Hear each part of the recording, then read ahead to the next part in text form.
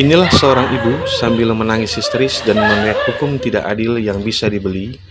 Teriakan yang ditujukan kepada majelis hakim yang berlangsung di Pengadilan Negeri Jayapura kelas 1A.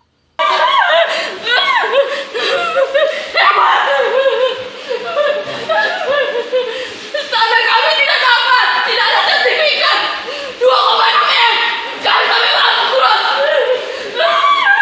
Dibebaskan, hebat sekali. Hukum bisa diberi.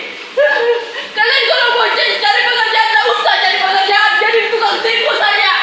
2,6 M, bebas. Kasus perkara tanah seluas 1.000 meter persegi yang berujung merugikan Tony Hartato sebagai korban penipuan atas jual beli tanah senilai 2,6 miliar dari terdakwa Gerson Hasor, tanah yang berlokasi arah Jembatan Merah, Kota Jayapura. Yang seharusnya diselesaikan secara perdata melalui gugatan perdata untuk pembatalan terjadi. Uang senilai 2,6 miliar raib seketika usai mendengar putusan Ketua Majelis Hakim Irianto Tiranda yang memutuskan Gerson Hasor sebagai terdakwa bebas dari jeratan hukum. Kepala Humas Pengadilan Negeri Jayapura kelas 1A, Saka Talpati, mengatakan putusan sidang terdapat perbedaan pendapat antara Ketua Majelis Hakim sendiri dengan kedua hakim anggotanya. Dijatuhkan oleh majelis dengan berbeda pendapat.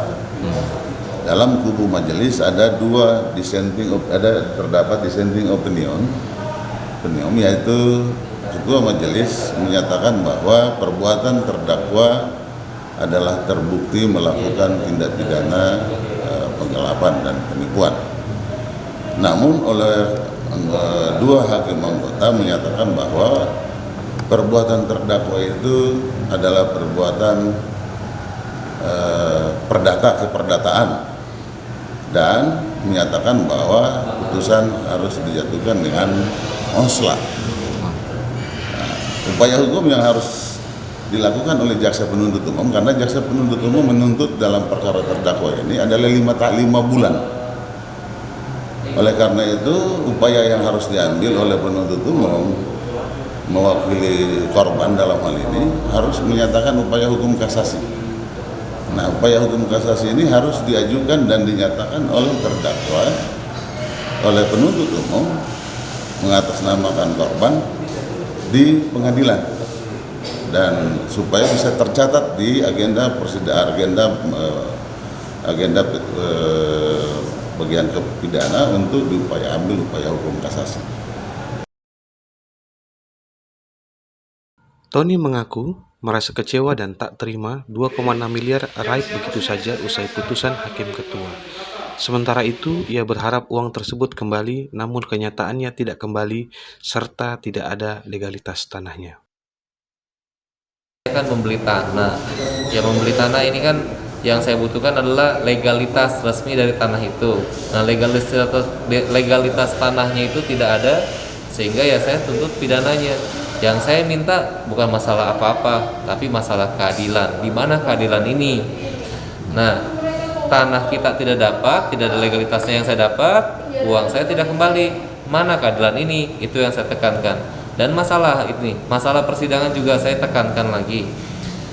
Ini kan persidangan pidana. Biasanya orang 3 bulan sudah putus. Saya punya ini 10 bulan. Terdakwanya tidak pernah hadir, terdakwanya berstatus tahanan kota. Nah, status tahanan kotanya sudah habis berbulan-bulan lalu, udah sekitar 5-6 bulan lah terdakwa tahanan kotanya sudah berakhir.